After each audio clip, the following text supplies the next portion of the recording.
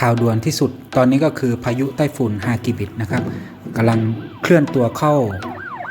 จ่อเข้าประเทศญี่ปุ่นนะครับตอนนี้ขนาดเส้นศูนย์กลางของพายุลูกนี้นะครับประมาณ 2,000 กิโลเมตรซึ่งใหญ่กว่าประเทศไทยนะครับหรือเอาประเทศพม่าประเทศไทยประเทศลาวกัมพูชาแล้วก็เวียดนามมารวมกันนะครับนั่นคือขนาดของพายุลูกนี้นะครับแล้วก็จะเห็นว่า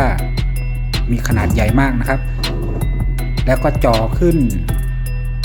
ประเทศญี่ปุ่นในวันเสาร์นี้นะครับนี่คือการเคลื่อนตัวของพายุฮากิบินะครับก็จะสังเกตเห็นว่าวันเสาร์จะเริ่มเข้าสู่ประเทศญี่ปุ่นทางตอนใต้นะครับแล้วก็เต็มก็คือวันอาทิตย์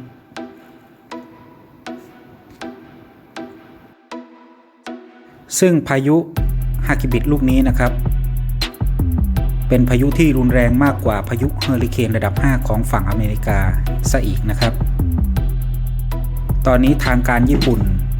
ได้ประกาศเตือนชาวญี่ปุ่นนะครับให้เริ่มกักตุนของอุปโภคบริโภคแล้วนะครับและเราชาวไทยทุกคนก็ภาวนาให้ชาวญี่ปุ่นปลอดภัยพ้นจากภัยธรรมชาติในครั้งนี้ด้วยนะครับ